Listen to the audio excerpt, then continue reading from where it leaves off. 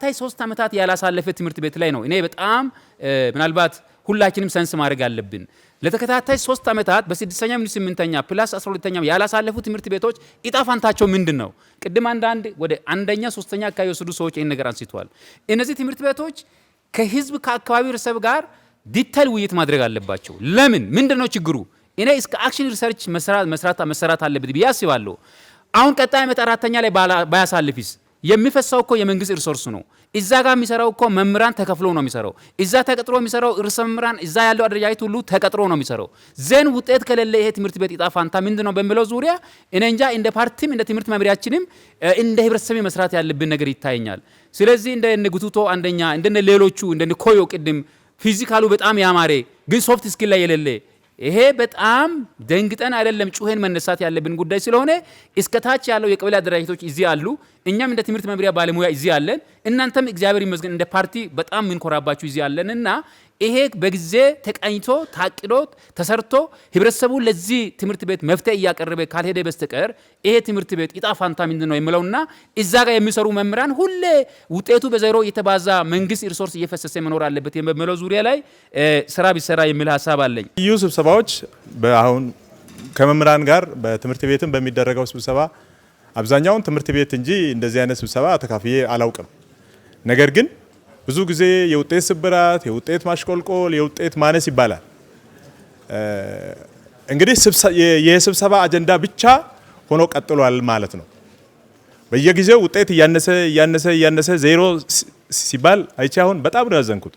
እውነተኛ አስተማሪ ለሆነ ሰው በጣም ያሳዝናል። ሙያውን በተውኩት የሚያሰኝ ነው። እኔ አሁን ዝም ብዬ ማንም እንዲያደንቀኝ አይደለም የሚናገረው። እኔ ባይበቃኝም የሚከፈለኝ አትሊስት ይከፈለኛል። ስለዚህ ውጤት ለምን ዜሮ ይሆናል? እንግዲህ የተለያዩ አይነት ሪዝኖች አሉ። መምህር የሚወስደው ድርሻ አለ፣ ትምህርት ቤት የሚወስደው ድርሻ አለ፣ መንግስት የሚወስደው ድርሻ አለ፣ ወላጅ የሚወስደው ድርሻ አለ፣ ተማሪው ራሱ የሚወስደው ድርሻ አለ። ግን አሁን ማንንም ማላከክ ቅድም ከመድረክ እንደተነገረው ዩኒቨርሲቲ ላይ ሃይ ስኩል ሞቶ የመጣውን ተማሪ እኔ ምን ላድርግ እንደሚለው እኛ ምንድነው ምንለው? እዛ ጁኒየር ላይ ሞቶ 9ና 10 የሞተውን ተማሪ እኔ ምን ላድርግ? አንድ አስተማሪ ካለ 9ና 10 ደግሞ የሚያስተምረው 7ና 8 የሞተውን እኔ ምን ላድርግ ካልን 7ና 8 5ኛና 4ኛ የሚያስተምረው አስተማሪ የገደለው ምን ላድርግ ካልን this is not solution። አስተማሪ ከሆነን ሶሉሽን መፍጠር መቻል አለብን። ስለዚህ እኔ ራሴን አሁን የኔን ሳብጀክት ምን ያህል አውቃለሁ? እኔን የሚከታተለኝ ሰው አለ? እኔ በትክክል ክላስ ገብቼ የማስተምረው ነገር እውነት ነው ውሸት ነው ልክ ነው ልክ አይደለም የሚለውን ማን ነው የሚከታተለኝ? የለም፣ የሚከታተል የለም። ኖርማሊ ያው ሪኮግኒሽን ስለሚያስፈልግ ነው፣ ሞራል ስለሚያስፈልግ ነው። እኔ ይሄን ውጤት ያመጡ የለፉ መምህራንን በራሴ መድረክ ላይ አመስግኛቸዋለሁ። መድረክ አዘጋጅቼ የተማሪዎችን ውጤት ለጥፌ ባነር አሰርቼ ተማሪዎችን ጭምር ነው ያመሰገንኳቸው። ይሄ ተሞክሮ ሌሎችን አነሳስቷል። በአሁን ሰዓት እንደኛ ትምህርት ቤት ሶዶ ሁለተኛ ብትሄዱ ምሽቱን እስከ 2-3 ሰዓት አዳር ተማሪ ያነባል። ይሄ እውነት ነው። ምርጥ ተሞክሮ ጉድ ኤክስፒሪየንስን ሼር ማድረግ ደግሞ ሌሎችን ይረዳል። እንዴት አድርገን ነው ይሄን ውጤት ያመጣ ነው? ሰርተን ነው። ስንሰራ አሁንም የጀመርናቸው ነገሮች አሉ ውጤትን ለማሻሻል። እንደ ዘንድሮ እንደኛ ትምህርት ቤት አድሮ የሚያነቡ ተማሪዎች አሉ። አድሮ የሚያነቡ ማለት ነው። አሁን ውሸት አይደለም፣ ሄዳችሁ ማየት ትችላላችሁ። ቲቶሪያል ተጀምሯል። ቲቶሪያል በጥቅምት 1 ነው የጀመርነው። ስንጀምር በሶሻልም በናቹራል ሳይንስም አምና የመጣውን ውጤት ተንትነን የትኛው ውጤት ላይ ነው የትኛው መምህር ነው በደንብ የሰራውን መምህር ነው ዘንድሮ ላይ ተማሪውን ምረጥ ብለን አስመርጠን በዛ መምህር ነው ምርጥ ባሉት መምህር ነው ቲቶሪያል እያሰጠን የምንገኘው ማለት ነው። ለለውጥ ከተነሳን መለወጥ እንችላለን። ለመስራት ከተነሳን መስራት እንችላለን። ቅድም ወንድሜ ከኔ ትምህርት ቤት የመጣው ለመምህራን ሪኮግኒሽን ይሰጥ አምና ያላደረግነው ነገር ነው። ምናልባት ለይተን ጠንካራ የሚባሉትን የሚሰሩ መምህራንን አልሸለምናቸውም። ዘንድሮ ግን ይሄን እቅድ ይዘን ከነሱ ጋር ተወያይተን እንሸልማለን የሚለውን ስራ እየሰራን ነው፣ እየለየን ነው በውጤት። ይሄ አንደኛው ነገር ነው። ያው አንደኛው ፕሮሰስ ላይ በደንብ ፕሮሰስ አድርገን ምንሰራ ከሆነ ሂደቱን አጠናክረን እያንዳንዱን ባይዞ በትምህርት ቤት መሻሻል ላይ ትልቁን ነጥብ የሚይዘው ፕሮሰስ ነው። ፕሮሰስ ማድረጉ ነው። ኢንፑቱ በእጃችን አለ። የጎደለውን ማሟላት ይቻላል። ግን ሂደቱ ላይ በተጠናከረ መልክ የምናስኬድ ከሆነ ያለንን ሪሶርስ ምናስኬድ ከሆነ እዛ ጋር አውትፑቱ የተሻለ ነው የሚሆነው። የተሻለ ውጤት ማምጣት እንችላለን ማለት ነው። እዚህ ሜን ፋክተርስ ብለን የምንላቸውን የትምህርት ውድቀት ላይ ያሉትን ሶስቱን ነገሮች ለማንሳት ሞክራለሁ። አንደኛው የመምህር ችግር፣ የኛ ችግር ነው። የመምህራን ችግር ከ2015 ዓመተ ምህረት ጀምሮ ሳያስተምር ደሞዝ የሚባል አስተማሪ ከስሻለሁ እኔ ለዶክተር አሸናፊ አቅርቤያለሁ። እንግዲህ እርምጃውን እንዴት አድርጎ እንደሚወስድ አላቅም። still he is absent in the campus but we have a shortage of teacher ያስተማሪ እጥረት አለብን። ይሄ ሊፈታ ይገባል። እንግዲህ እንደዚህ አይነት ችግሮች ናቸው እግራችንን እየጠላለፉ ከሚጥሉት አንዱ ይሄ ነው። ሁለተኛው መምህሩ ክፍል አይገባም፣ አርፍዶ ይመጣል። 10 ደቂቃ ተጠቅሞ ይወጣል። እንዴት አድርገን ነው ሳክሲድ ብናደርገው? 40 ደቂቃ እንኳን የሚያጥረን ሰዎች እኮ አለን። እና እነዚህ ነገሮች በጣም ኮንሰንትሬትድ ሆኖ ሊታዩ ይገባል። ርዕሰ መምህራን በዚህ ጉዳይ ይሄ ምንድነው ከክል አይነት ነገር ካለ በፍጹም የትምህርት ስራ ውጤት አይመጣም። በቃ የማያስተምረውን አታስተምርም አንተ አሰራም ብሎ ማውረድ፣ የሚያስተምረውን ደግሞ ታስተምራለህ ብሎ መለየት መቻል አለባቸው። አሁን ከዛሬ ቀን ጀምሮ በቃ ይሄን ስሙ እናንተ እዚህ መድረክ ላይ ይሄ ነው። ሁለተኛው የተማሪው ችግር ነው። ተማሪው አይመጣም። አሁን የምታዩት ነው እንግዲህ አሁን የኛ ሃይ ስኩል ተማሪዎች እዚህ ጋር ያው በር ላይ ከፍተው ሲዞሩ ነው የሚሉት። በሰዓት አይገቡም ትምህርት ቤት። ኢቭን ከገቡ በኋላ እንኳን ግቢ ውስጥ አንድ ቀን ዝም ብዬ ገብቼ ነበር። እዛ ያው አዳራሽ በተለይ ፎቁ ላይ ከአቶ ስላስ ጋር ጎብኝተናል። ማንም ያያቸው ሰው የለም። ኃላፊዎቹ ይሄን ነገር ኮንሰንትሬት አድርገው ካሁን በኋላ ሊከታተሏቸው ይገባል ብሎ እኛ ጋርም ይሄ ችግር አለ። ለመፍታት ጥረት እያደረግን ነው። ተማሪውን ሰብስበን ሰዓት እንደሚጠቅም እየነገርነው ነው። ግን እኛ ጋር የሰዓት ጉዳይ በጣም ዜሮ በልቷል። በቃ ቢለው ዜሮ ሌብል ነው የወረደውና ይሄን ከተማሪው ጋር አንስተን ተማሪው እንዲማር ማድረግ። ጠፍቶ የሚሄድ ተማሪ አለ፣ የማይማር ኖት የማይጽፍ ተማሪ አለ። ይሄን እኛ ካልተከታተል ነው ወላጅ ካልተከታተለው ማን ይሄን እንዴት አድርገን ውጤት ልናመጣ እንችላለን የሚል አመለካከት ነው ያለኝ።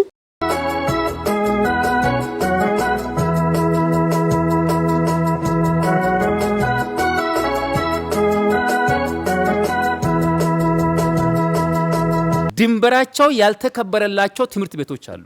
ይሄ በጣም እንደ ሶዶ ከተማ አስተዳደሪም እንደ ካንቲባም ከድሮም ጀምሮ የድሮ ኃላፊዎችም የተቃየሩ አሉና ከነሱ ጀምሮ ድንበር ያልተከበረላቸው እንደነ ፋና ምናልባት እንደነ ዋና ዋገሾ ሃይ ስኩል ቀጥሎም እንደ ጉቱቶ ሌሎችም አሉ ብዬ አስባለሁና ይሄ በእናንተ በኩል ለኛ ደግሞ ቢፈታልን። ምክንያቱም ትምህርት ቤቱ የራሱን ባውንደሪ ማወቅ አለበት። ቅድም እንደተባለው ያው እኛ የምንከተለው የግብርና መር እንደመሆኑ መጠን ከግብርና ስራዎችን ከመስራት አንጻር ድንበርን ከማስከበር አንጻር የራሱን ካርታ ከመያዝ አንጻር ትምህርት ቤቶች አንዳንድ ትምህርት ቤቶች ከባለ ይዞታ ጋር የመጣላት የመጋጨት ይሄ ስሙዝ ለርኒንግ ኢንቫይሮንመንት ከመፍጠር አንጻር ሴፍ እንደ ሄልዚ ለርኒንግ ኢንቫይሮንመንት ከመፍጠር አንጻር ጭቅጭቆች አሉና ይሄ ምናልባት በእናንተ በኩል ቢታይና ቢፈተሽ የሚል ነገር አለ። ሌላው የትምህርት ቤት ገቢን በፋይናንስ መመሪያ ደንብ አስደግፈው ከመስራት አንጻር ያሉ ክፍተቶች ቅድም ያልናቸው ስልጠና ቦርዶች በአግባቡ ከተሟሉና በክላስተር ሱፐርቫይዘር ከተጠናከረ የትምህርት አመራር በየትምህርት ቤቱ ያሉ ርዕሰ መምህራን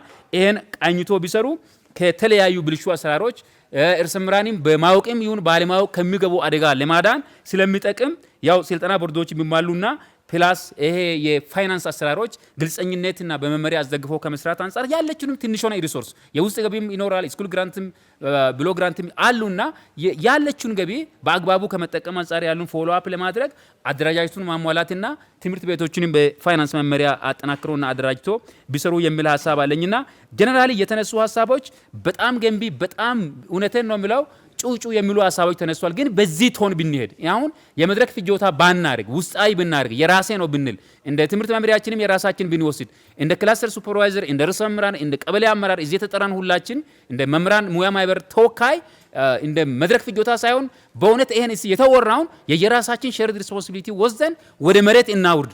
ስብሰባ ጥሩ ነው፣ እንደዚህ መነጋገር ጥሩ ነው። ግን የተነጋገርነው ታች ላይ ማናወርድ ከሆነና ሁሌ ስብሰባ ብቻ ከሆነ አይጠቅምም። ስለዚህ ምንድነው ሪዛልት ኦሪየንትድ ማኔጅመንት የሚባል ነገር አለ። በውጤት የሚለካ በወሬ ሳይሆን ታች ያለው ነገር ተቆጥሮ ተለክቶ ተሰጥቶ ተለክቶ የምንቀበልበት አሰራር ቢዘረጋ ብዙ ደክሞ ነው ሰው ዙር ወደ ፈለገበት አካባቢ የሚሄደው መብቱም ስለሆነ ብዙ ጠይቆ ከብዙ ድካም በኋላ ነው እንትን የምለው ያንን እንግሊዘኛ ነን ብላችሁ ተናገሩ ተብሎ ሁለት አስተማሪ ስፔሻል ኒድ የተማሩትን እንግሊዘኛ የሚል ተጽፎላቸው መጥቶ እንግሊዘኛም የለንም ነገር ግን እንግሊዘኛ ሳብጀክት ባይ ዘ ዌይ ዝውውር ሲሰራ በወቅት ነው መሰራት ያለበት 3-4 ወር መሰራት የለበትም ያልኩት ነው ግንቦት ላይ ነገ የተመደበ ያለ ግንቦት ይወጣ አለ ነሐሴ ውስጥ ይወጣ አለ መስከረም ጥቅምት ላይ ይወጣ አለ ሰሞኑን አሁን ዝውውር የጠየቀም ያለ አለ እና በወቅት ነው መሆን ያለበት ምክንያቱም የትምህርት ስራ በደቂቃዎች የተሸነሸነ ስለሆነ ሰው ዝውውር ሲጠይቅ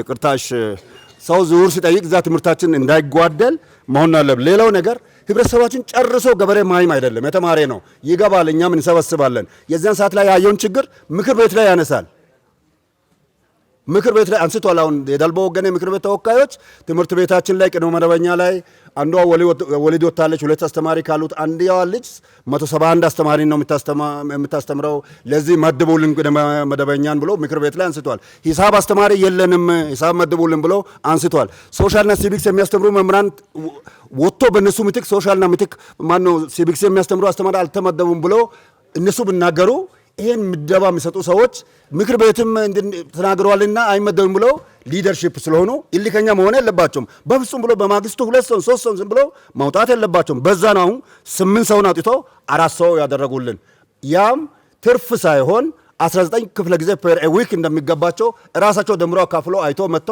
ይሄን በማድረጋቸው የተማሪ ውጤትን ዘንድሮን እንዳያበላሽብን እጅግ እንፈራለን ይሄ ትልቅ ዋጋ መቀበል ያለባቸው ናቸው ወላጅ ለትምህርት ለተማሪዎቹ የሚሰጠው ቦታ እንጃ ያለ አይመስልኝም ተምሮ ይመጣል ወይስ ይሄዳል ብሎ ይቆጣጠር አይቆጣጠር በፍጹም እኔ ከተማው ሲዞሩ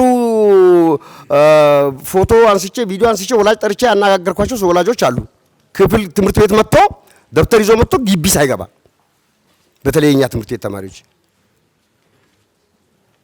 እና እነዚህን ነገሮች መፍታት አለብን ሌላው ያው የመጽሐፍ እጥረት ነው ያለንን መጽሐፍስ እየተጠቀምን ነው ወይ በአግባቡ አሮጌም ቢሆን ለልጆቻችን አድለን እየተጠቀምን ነው ወይ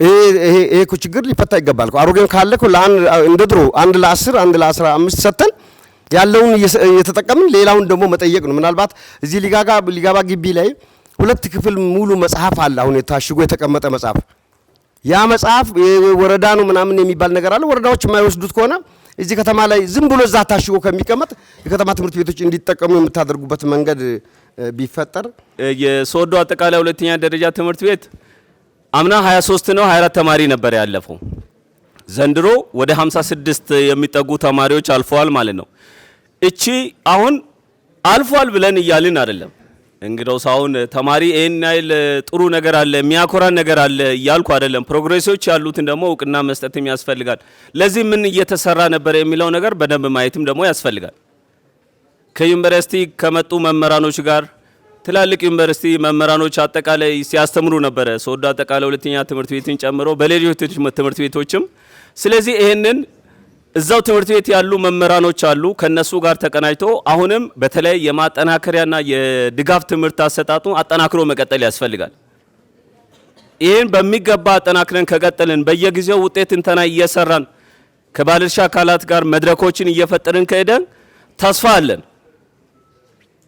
አለን እዛ ያሉ ነገሮች በጋራ ስንነጋገር በጋራ ስንወያይ ምክንያታዊ እና ደግሞ ውጤታማ ሊያደርጉን በሚችሉ ሐሳቦች እየተሸናነፍን ከሄደን የትምህርት ስራ ሶዶ ላይ ውጤታማ ሊሆን ይችላል የሚል ሐሳብ አለኝ ግን አሁን ባለንበት ደረጃ እኛ ከዚህ በፊት የነበረን ነገርን አተን በሌሎች ዞናት አካባቢ ያለው ነገር የተሻሉ ስራዎች አሉ እኛ ጋር የለም አሁን ኮየ ሁለተኛ ደረጃ ትምህርት ቤት በኢትዮጵያ ደረጃ ሊወዳደር የሚችል ትምህርት ቤት ነው በኮምፓውንድ ደረጃ ማለት ነው ነገር ግን ምን ነበር የሚለው ነገር የትምህርት አመራሩ ኃላፊነት ቢወስድና እዛ ያለውን ባለድርሻ አካላትን አቀናይቶ ቀን ከሌሊት ከሰራ ውጤት ሊመጣ ይችላል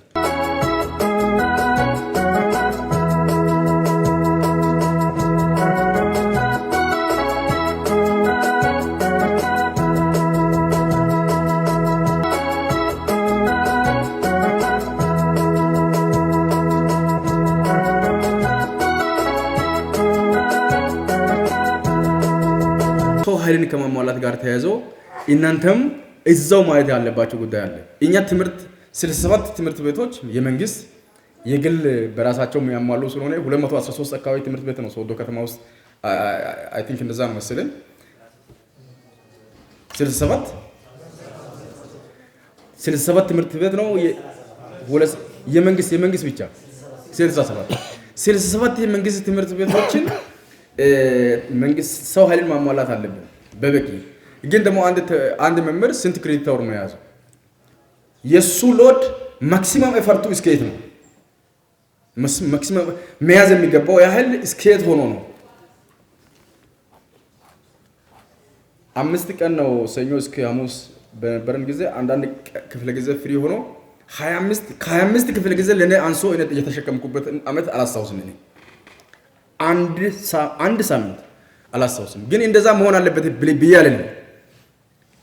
እንደው አማካይ 19 ሆኖ ያቀረበው ማን እንደሆነ እንዲሁም የተሻለ ሳይሆን አይቀርም። ያስተባብራል ተብሎ እኮ ትምህርት አንድ ክፍለ ጊዜ ያልሰጠው መምህርም ጭምር አለ የሚለው እኮ መረጃ እኛ ጋር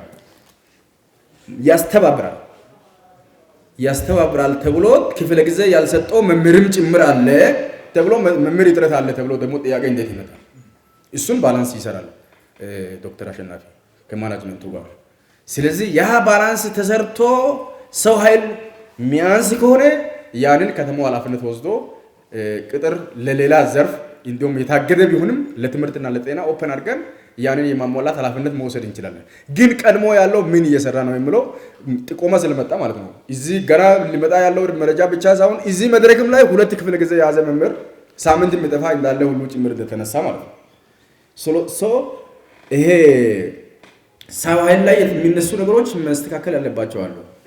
ምንም ከትምህርት ዝግጅቱና የሚያስተምረው ጋር ማች ማድረግ የሚያስተምር ካለ እሱና ምንም ሳይተካካ የወጣበት ሚስተካከል ሊኖር ይችላል። ግን ደግሞ በቃ ዝም ብሎ በዚህ አይነት ሁኔታ ስራ አልገባም።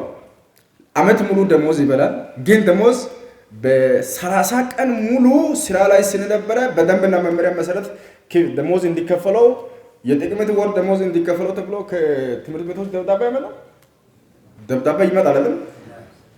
እሱ እንትና ስራ ላይ 30 ቀን ስለነበረ ደሞዝ እንዲከፈል ተብሎ ይመጣል። ግን ደግሞ ትምህርት ቤት ላይ የለም እያላችሁ ነው። ደብዳቤው በራሱ እኮ የሚያስጠይቅ አይደል? ስለዚህ እነዚህ ጉዳዮች እየተስተካከሉ መሄድ አለባቸው የሚል ሀሳብ ለማንሳት ነው። ከመጽሐፍ ጥረት ጋር ያለው እዛ ያለውን በአግባቡ ተጠቀሙ። ሶፍት ኮፒዎችም የተላኩ አሉ፣ ፕሪንት አድርጋችሁ ተጠቀሙ። እንደገና ከክልልም ከሌላ ቦታም እየመጡ ያሉ መጽሐፎች ስላሉ ሰሞኑን ስርጭት ይካሄዳል። በብዛት ነው መጽሐፍ እየገባ ያለው። እሱ እንደዛው ሰው ሀብት አጠቃቀም መታወቅ አለበት። በትምህርት ቤት ያለው ሀብት ምን ያህል ነው? ምን አይነት እቅድ ተዘጋጀ? በጀተሩ ደግሞ ይፋ መደረጋል መለጠፍ አለበት። እንደዛ ነው መመራት ያለበት።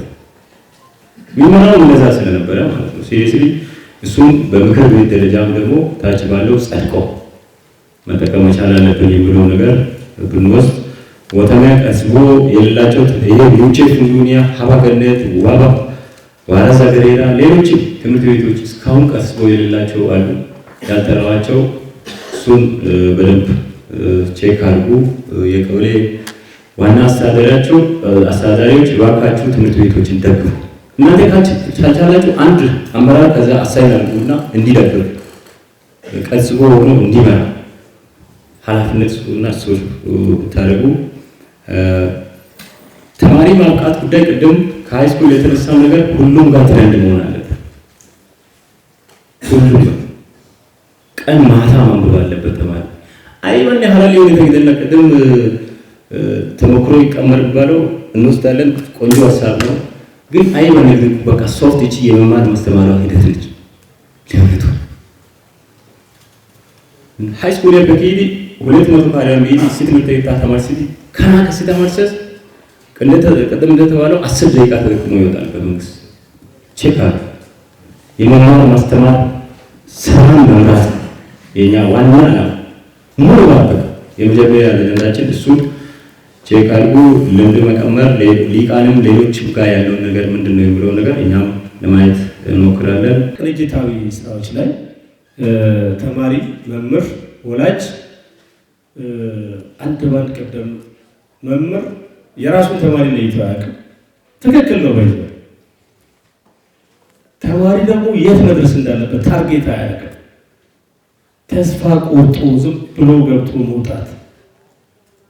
ሰው እኮ በነገራችን ላይ አቅማችን በደንብ መጠቀም ብንችል ያግለሰብ ተማሪ ወላጅ የቤቱ የቻለውን ያህል ልጁ እንዲያነብ ቢያደርግ ቢከታተል ቢደግፍ፣ መምህር ደግሞ ለማስተማር ሲሄድ ተጨንቆ አስቦ አንብቦ ቢገባ እንደዚህ ብሎ የሚገባ መምህር አይጠፋም። ባይዘ ተዘጋጅቶ ይገባል ወይ መምህር የሚለውንም ብለን በማየት ያስፈልጋል።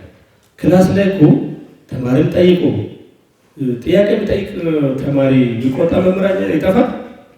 አይሶች የሚያሸማቅቅ ይጠፋል። ስለዚህ ጠያቂ ትውልድ እንዲፈጠር ማድረግ ያስፈልጋል። ሲያሸማቅቅ ርዕሰ መምህሩ ጋር መጥቶ ጥያቄ ጠይቀ እንደዚህ ብሎኛል የሚል እንዲፈጠር ማድረግ። ርዕሰ መምህራን ደግሞ አንድ ታሪክ ልንገራችሁ። እኔ ወዲት ሃይስኩል ነው የተማርኩት። የዛ ሃይስኩል ርዕሰ መምህር የነበሩ ስመጥር ሰው ነበሩ በወቅቱና ሌላ ኢትዮጵያ አካባቢ ሌሎች ትምህርት ቤቶች ላይ ሰው 2 ነጥብ ለማምጣት መከራ በሚበላበት ሰዓት ላይ ስሙን ሳልጠቅስ ታውቃላችሁ፣ ያዝ ስትሬት ፎር ያምጣል ሰው መምህር ቶንጃ ማለት ነው። ቶንጃ ቶማ ይመስለኛል። ቶንጃ ቶማ አስተማሪ ካሬ ቀረዳ እንደና ተማሪ ነው ካሬ ቀረዳ እንደና ሱልስ ነው አክሽን ሾቴ ገዝባ ይዘይ አዩ ተገያስ በቃ ላይብረሪ ገላቃስ ያያ ክላስ የገለ ተማራ ጋስ ስትሬት 8-9 ሰው ያመጣል ወቅቱ። ይሄ ትምህርት ስብራት ከመፈጠሩ በፊት ስትሬት ቀርቶ ሰው ዩኒቨርሲቲ ከአንድ ሃይስኩል አንድ ሰው በሚገባበት ጊዜ ስትሬት ፎር ያመጡ ዶክተሮች አሉ በወቅቱ የተፈጠሩ ማለት ነው። ይሄ 20 ዓመት አካባቢ ነበር ታሪክ ነው የሚነግራችሁ። ሃይስኩል ላይ ምን ልነግራችሁ ነው? እዛች ትምህርት ቤት ላይ የመጨረሻ ሰው እንደሆነ ከራስ ማሰብ ለውጥ ለማምጣት የራሳችሁን እቅድ ማቀድ። ቅድም ይሄ ስታወራ ሰምቻለሁ። ሶዶ ሁለተኛ ላይ ላቀች በቃ ባይዞ የሰራ ሰው አንደበቱ ሞልቶ የሆነ ነገር ሲኖር ማለት ነው። በቃ ኮንፊደንስ ተሰምቶ እናወራለን የሆነ ነገር አድርገን ሲሆን ማለት ነው። ስለዚህ ቲቶሪያል መስጠት 24 ሰዓት መስራት። እኛ እንደ ከተማ አመራር በነገራችን ላይ 4 ሰዓትን ከተማ ውስጥ እኛን ታገኛላችሁ። በታሪክ አጋጣሚ እዚህ ከተማ መጥተናል ለመስራት። በቃ ስራው ደግሞ ደስ ብሎ ነው መስራት አለብን። የሚያለፋ ሊሆን ይችላል። በቃ እዚህ ጋር ከኔ የሚፈለግ ነገር አለ ብሎ ማሰብ፣ ተጨማሪ መስዋዕትን ለመክፈል መዘጋጀት፣ በኔ ኤክስፐርስ ጀነሬሽን መለወጥ አለበት ብሎ ማሰብ በቅን ልቦና። ይሄ ከሆነ በጋራ ለውጥ እናመጣለን።